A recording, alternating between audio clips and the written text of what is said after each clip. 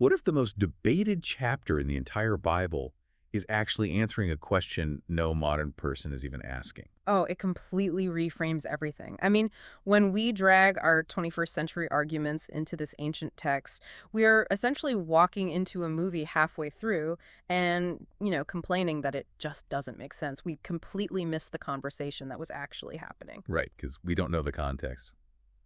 Welcome, everyone. I am so glad you are here with us today for this deep dive on Scripture Demystified. We're going to be exploring the Bible at a nice, calm pace, really unpacking things in a way that makes sense for your daily life.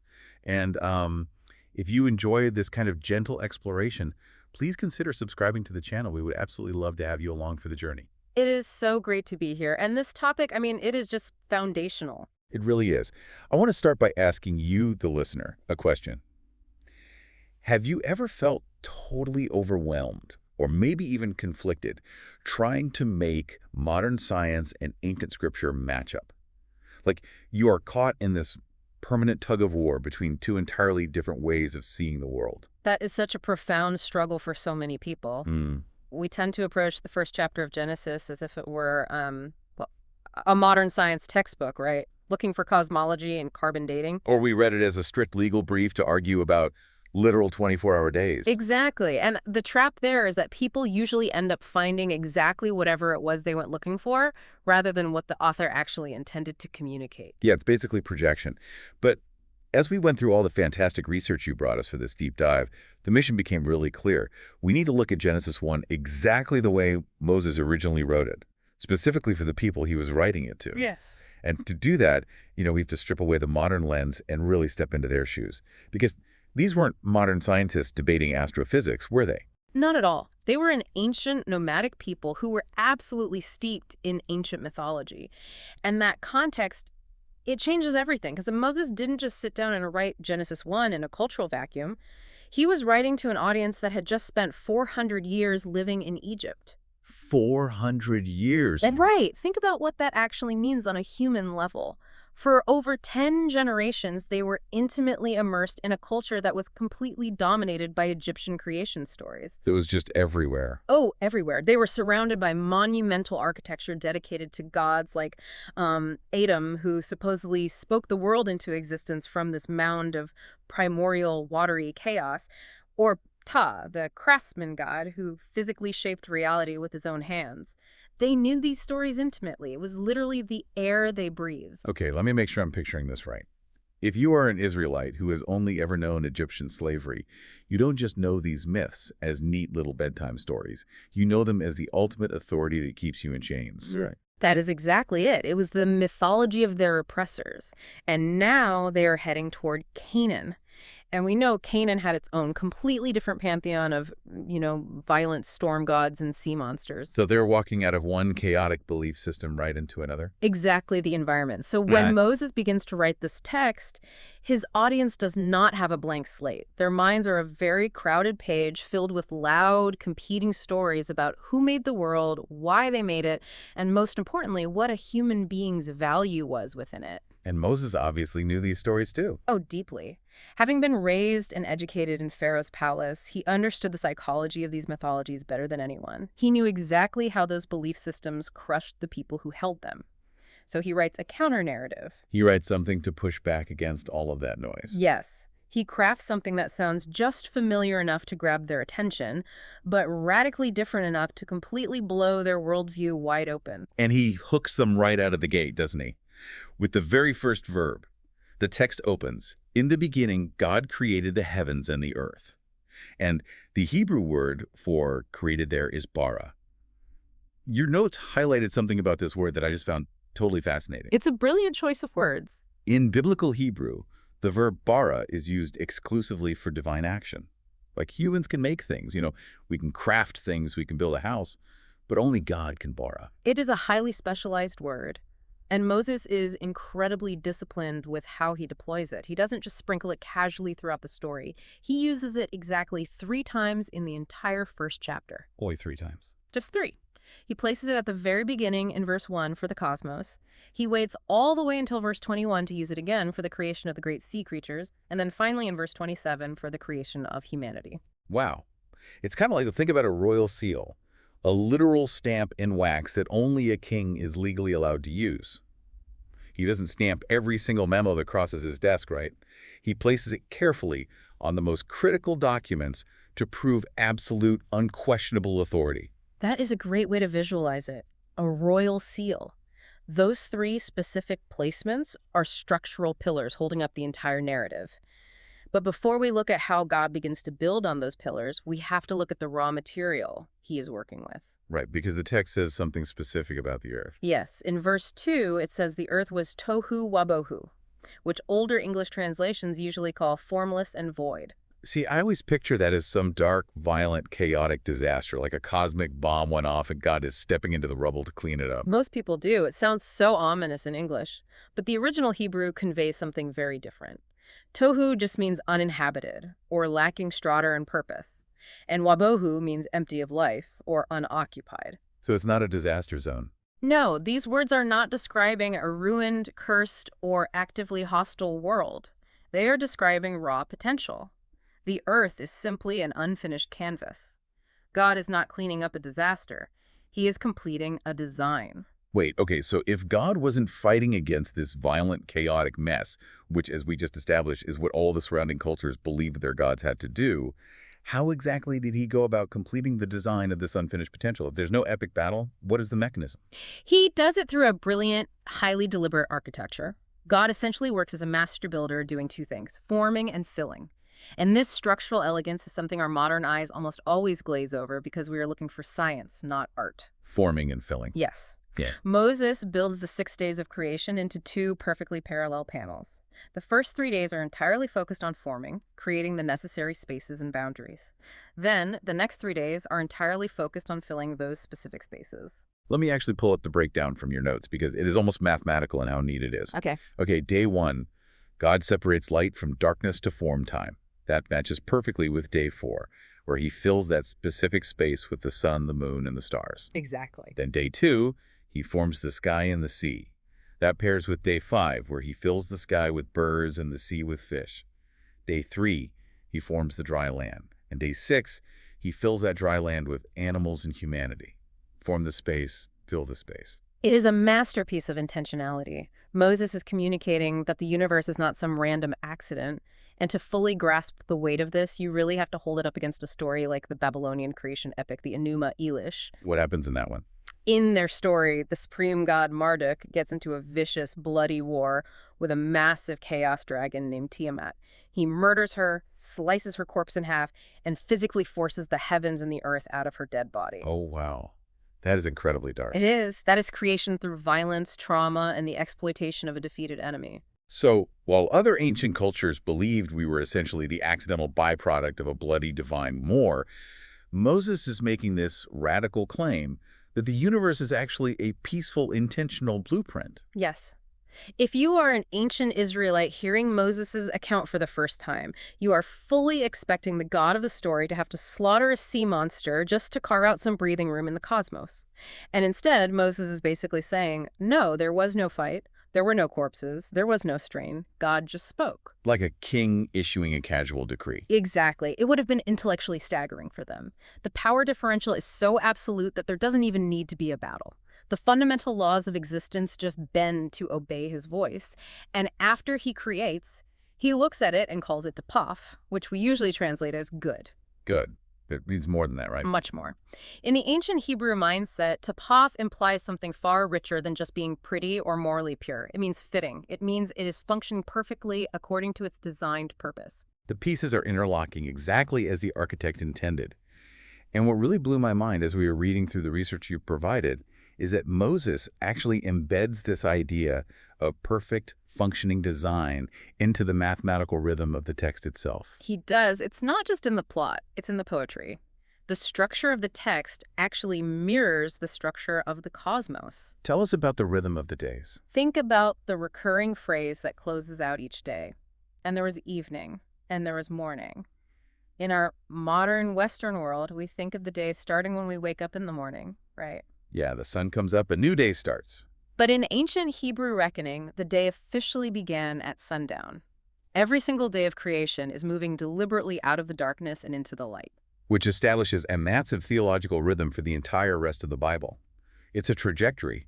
If you believe your day literally begins in the dark, you are inherently oriented toward hope. The story is always going to move from exile to return, from crucifixion to resurrection. It truly is a trajectory of hope. And then you layer the hidden mathematics on top of that rhythm. In ancient oral cultures, memory and recitation were everything. The text is intricately woven with multiples of 7, which is the biblical number of completion. Right, the sevens. The word for God, Elohim, appears exactly 35 times in the chapter. The word for heavens, Shamayim, appears 21 times. The word for earth, Etz, 21 times. And the phrase, it was good, appears exactly 7 times. It really is like a perfectly composed symphony where the math of the music reflects the genius of the composer. It was written to be heard as this sacred, measured chant. But speaking of the word for God, Elohim, there is a piece of grammatical friction here that I really need you to explain, because on the surface, it almost looks like a mistake. You're talking about the plural suffix. Right. The word Elohim ends with im, which in Hebrew makes it a plural noun. Literally translated, it looks like it should mean gods. But the friction is that throughout the entire creation narrative, this plural noun always takes a singular verb. The grammar says he created, not they created. Exactly. So knowing how incredibly precise Moses is with everything else, the sevens, the structure, the word bara, this obviously isn't just an ancient typo that editors missed. What is the mechanism here? Why use a plural noun with a singular verb? Is it a deliberate breadcrumb about the complex nature of God? It is a profoundly deliberate breadcrumb. Moses is trying to articulate a unified multiplicity. To understand it, think of the famous Shema in Deuteronomy that every Jewish person would recite. The Lord our God, the Lord is one. Right, the Lord is one.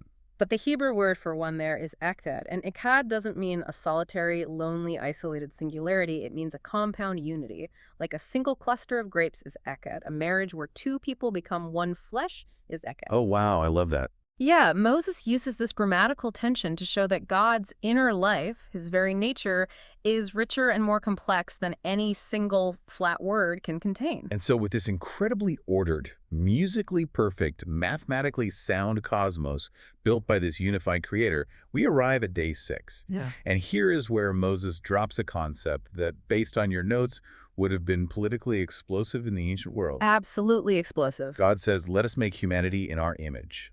Selam Elohim. Today, we take that phrase entirely for granted. We print it on coffee mugs and cross-stitch it on pillows. But in the ancient Near East, that phrase was dangerous. Why was it so dangerous? Because in cultures like Egypt or Babylon, only one person was ever considered the image of God, the king, the pharaoh. Or it referred to the literal physical statues placed inside the temples to represent the gods. The image of God was the most elite, exclusive, powerful title imaginable. Wait, so if Pharaoh is the only recognized image of God, and Moses suddenly writes a foundational text claiming that every single human being, male, female, slave, commoner, carries this title, wouldn't that be considered absolute treason? If naming is commissioning, then giving the title of image bearer to a commoner isn't just a nice poetic metaphor. It's actively stripping away the absolute power of ancient emperors, isn't it? It is the ultimate anti-imperial statement. Moses takes this elite royal title and democratizes it across the entire human race, and he makes sure nobody misses the point. In verse 27, he hammers it home with this intense 3-line repetition. Right, male and female, he created them. Yes, he is completely dismantling the foundational pyramid of human worth that every single ancient civilization relied upon. It's liberation literature in its purest form. Because if I am a slave and I believe I am merely an accidental byproduct of a cosmic war designed just to do the grunt work for the gods, I accept my chains. But if every single person is a bearer of the divine image, no emperor can truly own me. Exactly. You cannot treat a sacred image bearer like property. And in the ancient world, naming something was the exact same thing as commissioning it. When God names the light and the darkness, he is giving them a specific function. When God names humanity as his image bearers, he is commissioning them to be his royal stewards. They are placed in the world to reflect his character and extend the goodness of the garden outward. Which really changes how we should view the fall in Genesis 3. It's not just a story about 2 people breaking an arbitrary rule about a piece of fruit. No, not at all. It is the tragic abandonment of a sacred commission. They chose to seize the authority to define good and evil for themselves, independent of the Creator, and in doing so, they shattered the very vocation that we're designed for. This actually brings us to a turn in the research that honestly shifted my entire perspective. Because most of us just naturally assume that the creation of humanity on day 6 is the big, grand climax of the story, the pinnacle of the pyramid. It's what we are taught, yeah. But your sources, specifically the work of scholar John Walton, point to day 7 as the actual climax, and it changes the meaning of the entire chapter. Day 7 is where the whole puzzle finally comes together. The text says that on the 7th day, God rested. The Hebrew word is Shabbat, which is where we get the word Sabbath. Now, when we hear the word rest in English, it usually implies exhaustion, right? We picture God working incredibly hard for 6 days, wiping sweat from his brow and needing to take a nap on the couch. Right, but God just created the universe merely by speaking. You shouldn't be tired. So what does rest actually mean in an ancient Near Eastern context? In the ancient world, a deity didn't rest because they were fatigued. A deity rested when their work was finally complete, order was established, and they took up residence in their newly built temple. They moved in. Exactly. Walton points out that in ancient cultures, a temple wasn't considered finished just because the physical construction was done. It was only officially a temple when the deity moved in during a massive 7-day dedication ceremony, and their presence officially rested there. I'm trying to think of how to picture this in modern terms. It's kind of like, think about the difference between building a house and making it a home. You can pour the foundation, you can put up the drywall, you can run all the electrical wires, but it is just a cold construction site until the family actually moves their furniture in, sits down at the dinner table, and goes to sleep there. That is the moment it actually becomes a home. Is that what day 7 is? That is the perfect analogy. Moses is portraying the entire cosmos as a massive cosmic temple. God is not just building a mechanical universe, he's building a home, and his resting is the act of finishing it. He furnishes this home for 6 days, forming the spaces and filling them with inhabitants, and then he consecrates it by moving his presence in on the 7th day. And if the cosmos is a temple, that means the Sabbath isn't just some religious rule invented centuries later for the Israelites. Oh no. It is a creation ordinance. It is woven into the very fabric of reality long before the law of Sinai or any religious institutions existed. Rest isn't a reward for finishing your stressful work. It is built into the design of a universe where the Creator has already finished his work and is inviting you to enjoy the order he established. But there's a massive detail about this 7th day that you highlighted, and I want to make sure the listener really catches this. The 7th day breaks the pattern. Every other day, days 1 through 6, ends with that mathematical closing formula we talked about. And there was evening and there was morning, but day 7 doesn't have one. It doesn't. The 7th day is left completely open. There is no closing parenthesis. And that open ending is a profound theological statement. It means that the 7th day isn't just a 24-hour period in the past, it is an ongoing reality. It implies that the entire rest of the biblical narrative is essentially a quest for humanity to return to that divine rest, to that space where God's presence and human experience completely overlap. Which makes the echoes of Genesis 1 in the New Testament so much more powerful. Because once you understand this cosmic temple imagery, you suddenly see it everywhere. Look at the opening of the Gospel of John. He starts with the exact same words, in the beginning. He is deliberately signaling to the reader, pay attention, a new creation event is happening. Yes. And John writes that the Word became flesh and dwelt among us. If you look at the original Greek word John uses for dwelt, it literally means he tabernacled or pitched his tent among humanity. John is saying the divine presence, which had been lost since Eden, was moving back into the cosmic temple, but this time not into a building of stone and gold, but into a human life. And then, if we fast forward to the very end of the Bible, Revelation 21, we get the final chapter. John sees a new heaven and a new earth. But it's not a completely different alien universe. It is a renewed, restored version of what began in Genesis 1. He says the temple becomes the entire city, and the city covers the whole earth. There is no more night, just the eternal light that God called good on day 1. It is the ultimate fulfillment of that open, unclosed 7th day. The cosmos is finally and permanently filled with the resting presence of God, with humanity ruling alongside him as his image bearers. This is exactly why it is so crucial to read Genesis 1 the way Moses actually wrote it for his audience. It isn't trying to compete with modern science. Science is a wonderful tool that answers the measurable steps, the carbon isotopes, the light years, the gravitational physics. But Genesis 1 is answering questions science fundamentally cannot answer.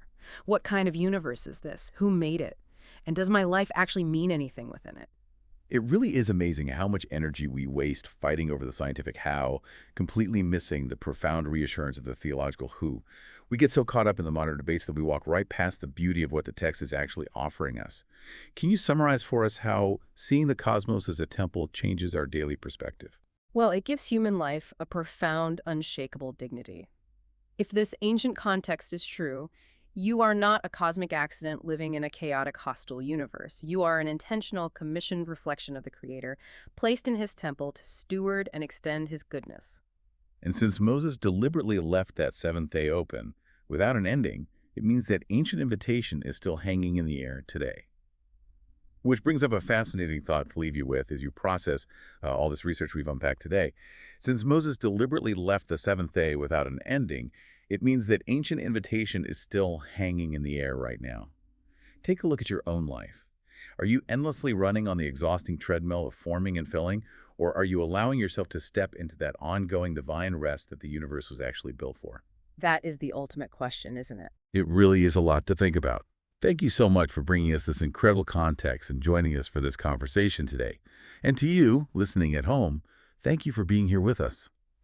If exploring the history and the actual meaning behind these ancient texts helps you see the world a little bit differently, please take a moment to like, share, and subscribe to Scripture Demystified.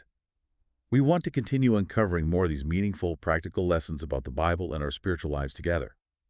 Until next time, take a deep breath, and remember, the door to rest is wide open.